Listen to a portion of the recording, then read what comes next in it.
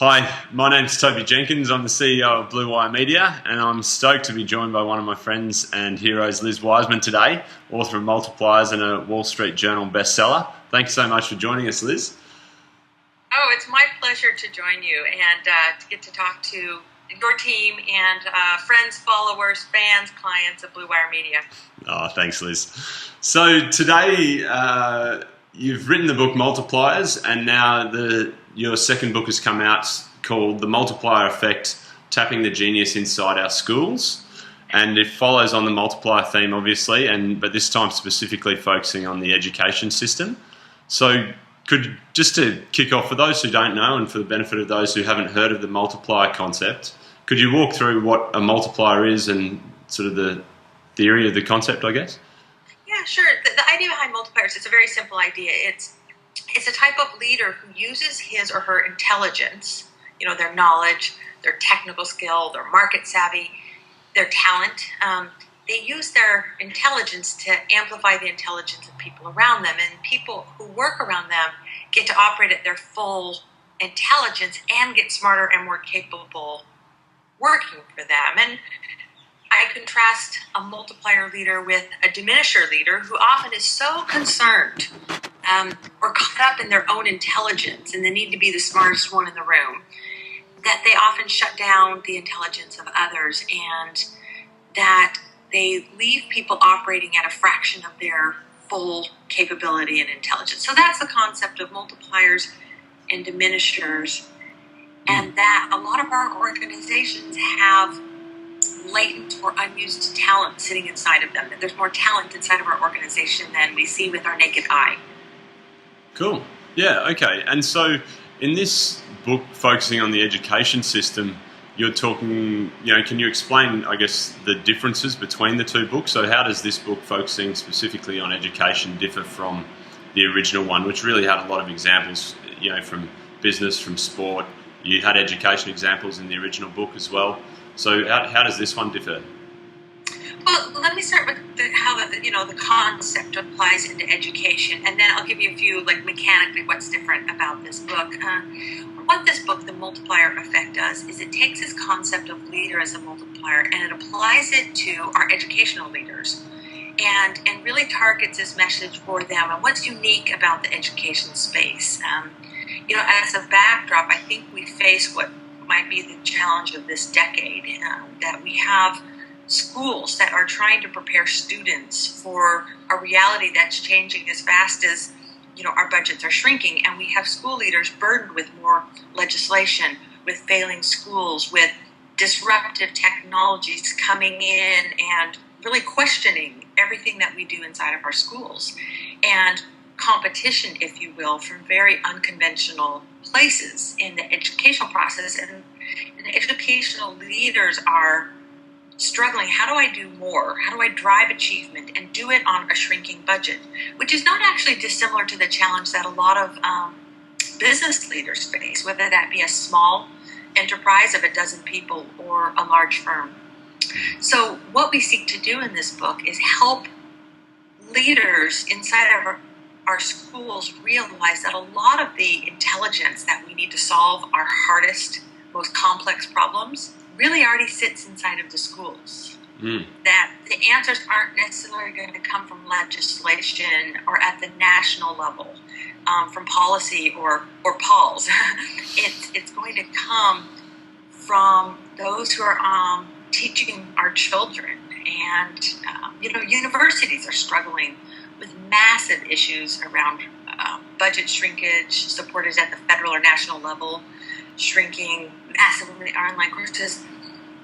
And this is a model of leadership for educational leaders, with the multiplier model adapted for the realities of the education environment and also populated with examples and stories.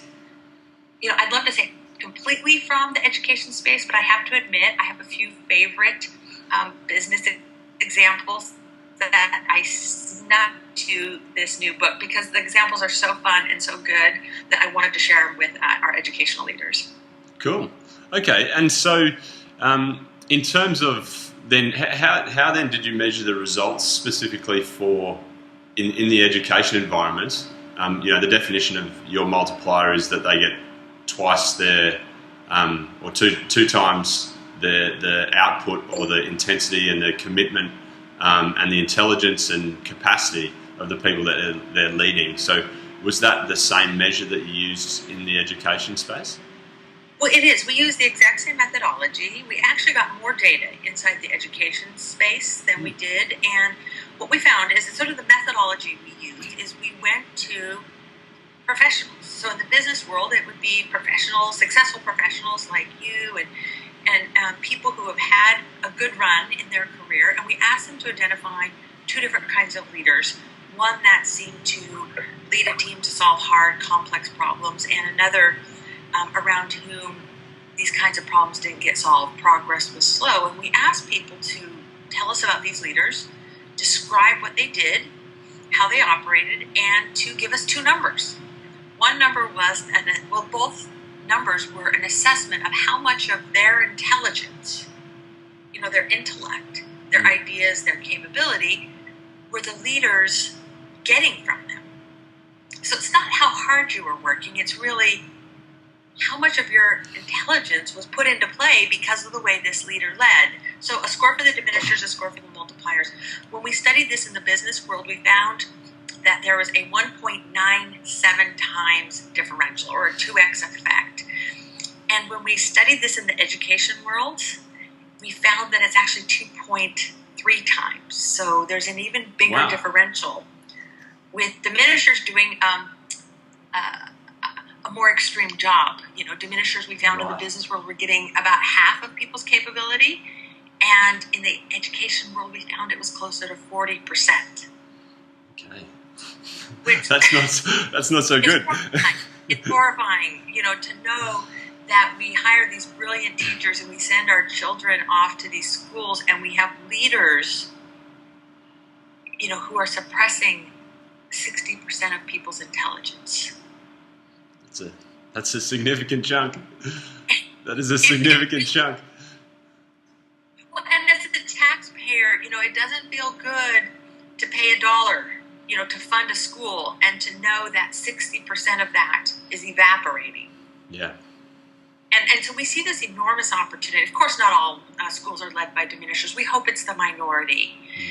But we believe that there's a lot of unused capability inside of our schools, higher ed, our universities, our trade schools, our elementary or K through 12 schools that we think can be put to use.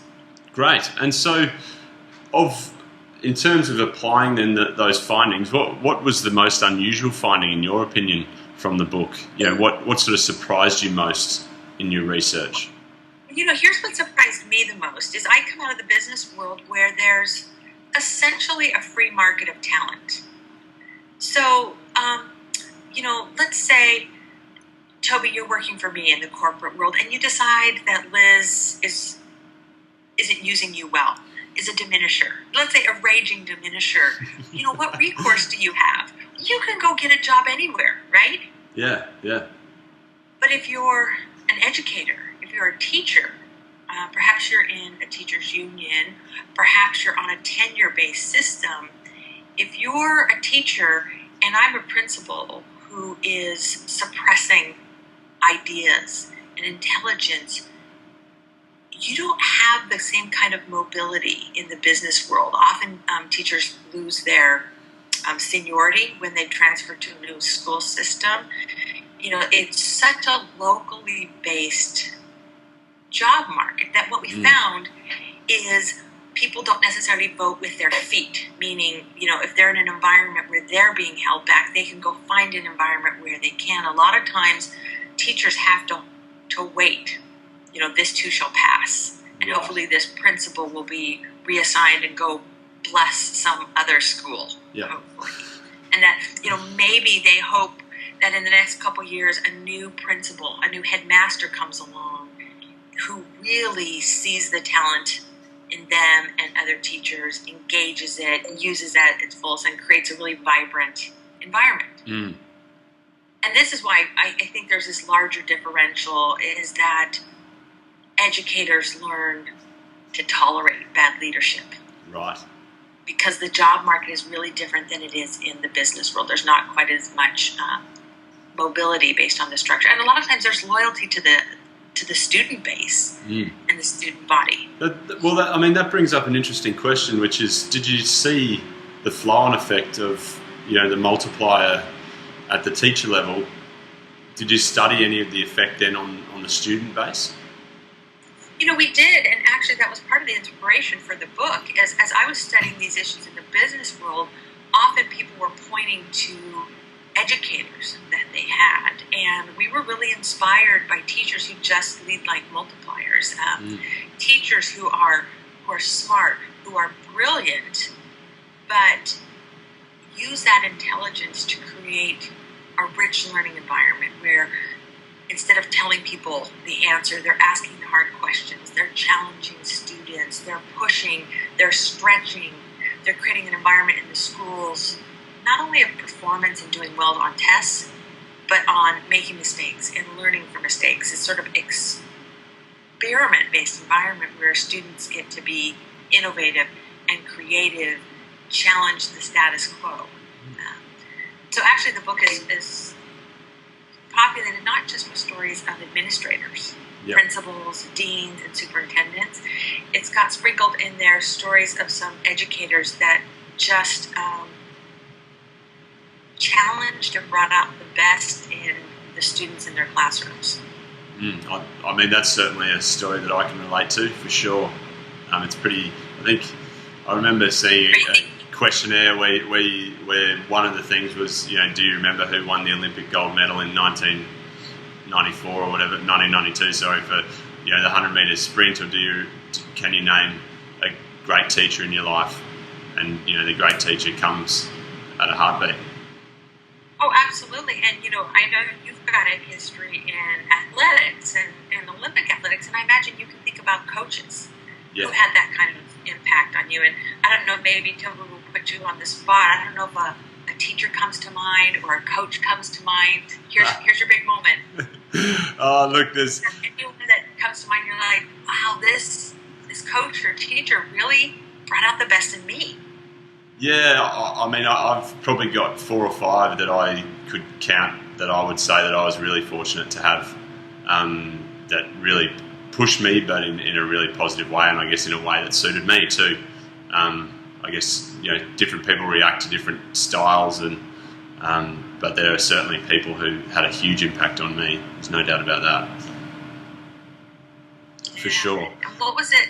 Like, can you just scan, again, I'm putting you a little bit on the spot with this, Tobes, but, what is it that these teachers did? If there was kind of a common thing, did they give you space? Did they push? Did they... I think one of the things that I really recognised from your initial book was the building a reputation to live up to, setting a standard for excellence, and then supporting you to get there, and sort of helping on the belief side.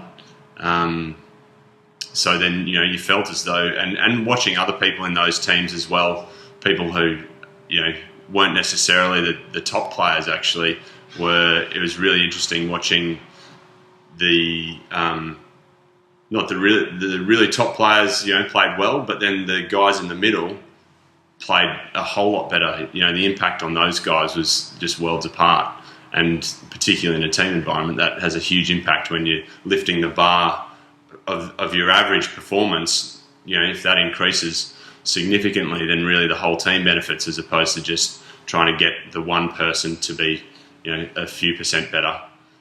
Absolutely. And, we find this in the business world as well. It's so easy for us to focus on our star talent, and what happens when you get a star 1 or 2 degrees better? Yeah. It'd be equivalent of, like, what if you added an IQ point or 2 to 1 or 2 stars, versus what if you could raise the IQ level of an entire team by 10%? We also, in the business world and in the education world, it's very easy to focus on the low performing players. Sometimes it's how do we remove them from the organization, or how do we kind of coach up the performance a few degrees. There's a huge opportunity in the middle. How do you get the whole team to rise to a new level of capability and performance? And what happens to people individually when you do this? But then what is it across an entire classroom or an entire business when everyone is challenged? You know, there's a concept that I'm sure you're familiar with from the original book, this idea of, multiplier as challenger, inviting people into a stretch challenge. And what we find is that these multipliers in education and business, they make people uncomfortable. They ask people to do things that are hard and uncomfortable and make people a little wobbly, maybe in the knees, but they don't do it blindly. Like, oh, hey, we're gonna, go do this thing. For me, it might be I'm a bit of a runner. It's not like, okay, Liz, let's see if you can run this marathon in 2.5 hours or 3 hours. Well, that's ridiculous. The last marathon I ran was 4.5 hours. Well done for finishing one. Thank you, but I'm not sure it was a very impressive. But, what if someone said, what if you could beat your time by 15 minutes?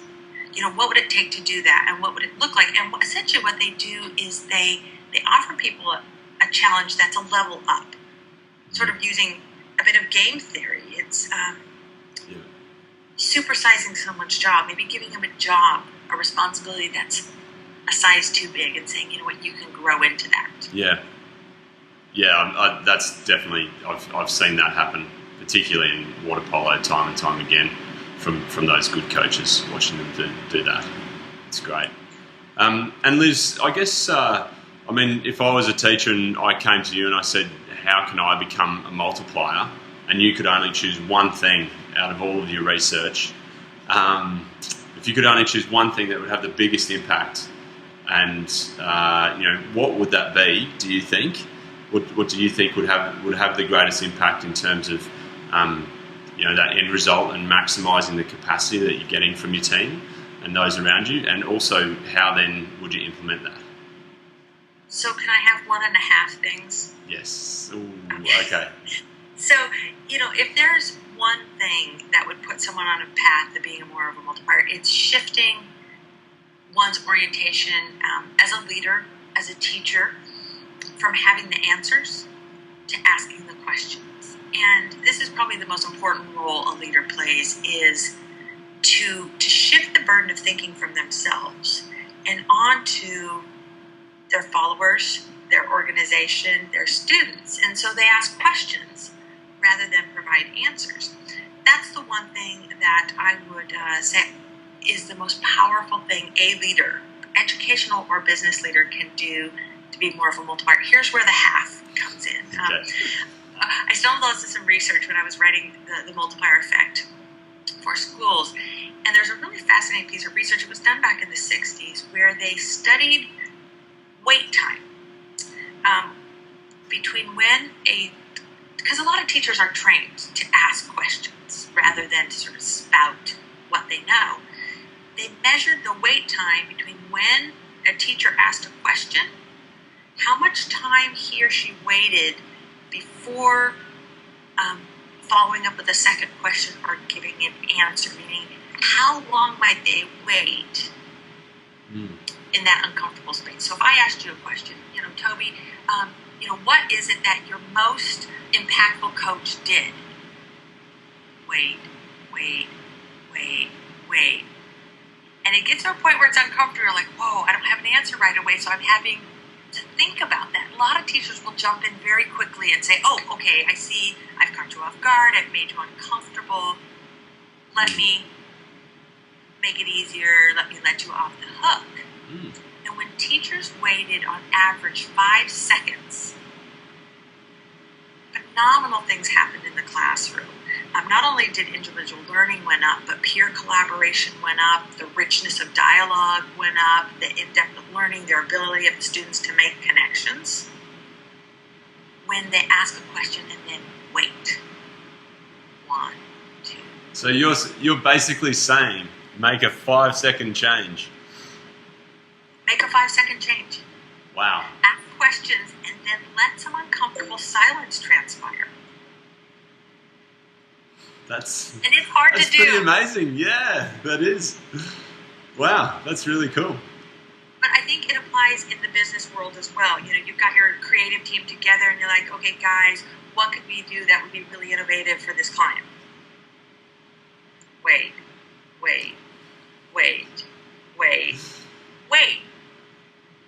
And that uncomfortable silence, one, it gives people time to think. And two, it creates a vacuum.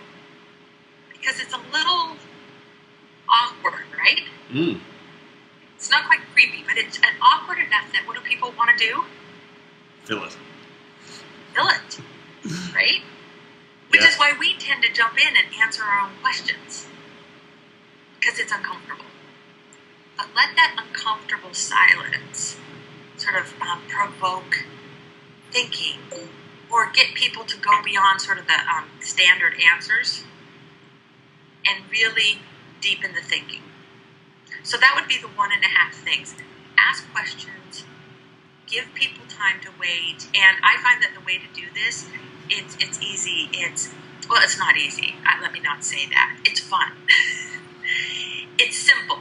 It's simple. It's not easy. Is to take what I call the extreme question challenge, and that is lead something, a meeting, a conversation, and commit to yourself that you're going to do it by only asking questions. No statements, no kind of filler, active listening like, oh, Tobes, that's a good idea. Oh, good on you, mate.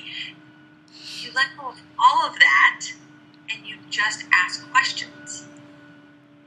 And all you need to do is try it once. It's hard. But when you do it, it forces you to think about how do I lead by asking, not telling? How do I help people find a conclusion? How do I shift that burden of thinking? And I think it's an art form that serves leaders incredibly well. For me, when I did this for the first time,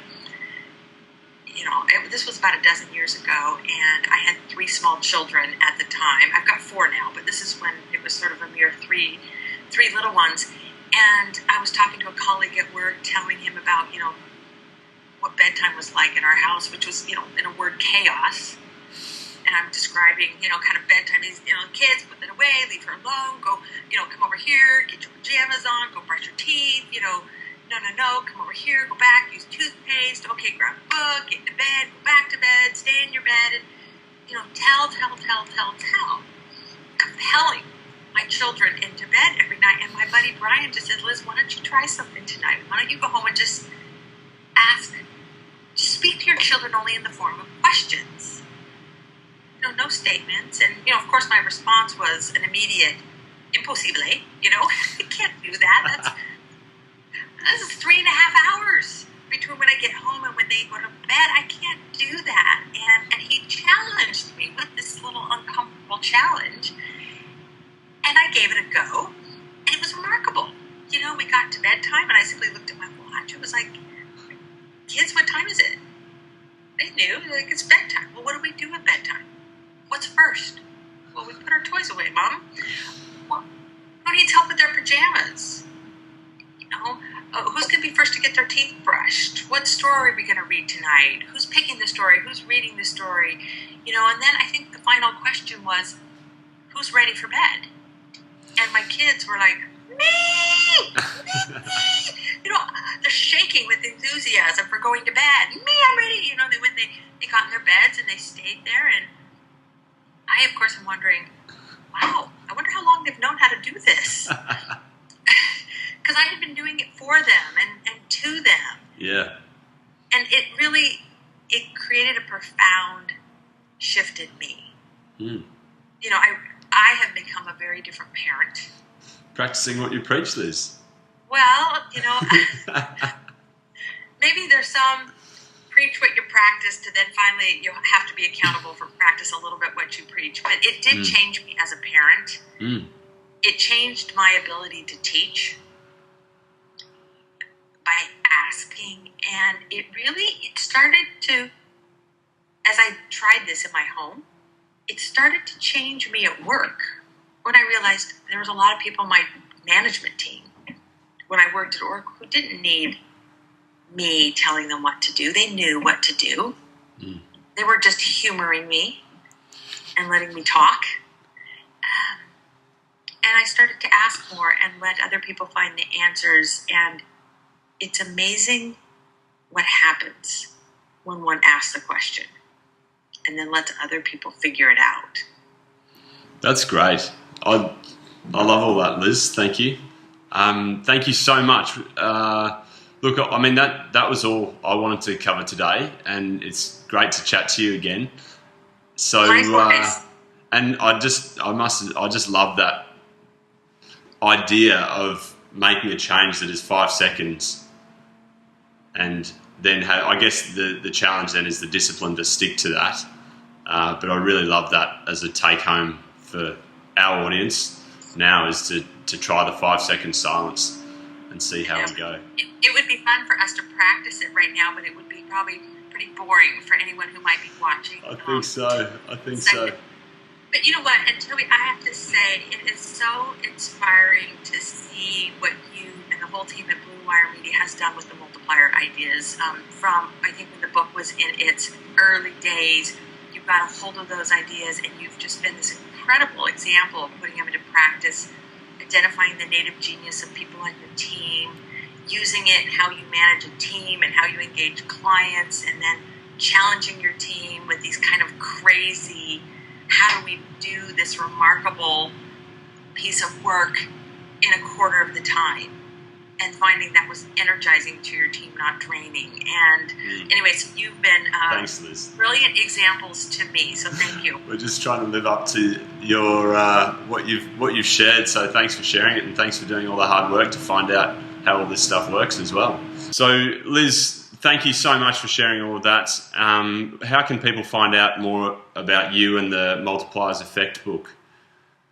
Well, we've got a website now for the two combined books. It's called multipliersbooks.com. And if you go there, you can either opt for the business book, Multipliers, How the Best Leaders Make Everyone Smarter, or the Multiplier Effect, Tapping the Genius Inside Our Schools. And there's a whole set of assessments and tools and resources in that. I also will say that while we put the Multiplier Effect book together for the education community, there's a few goodies in there that if you're a business leader make a lot of sense, including 10 multiplier experiments where they're one page, go try this thing, like the extreme question challenge, the 5 second wait, and you can get all access to all that on the website.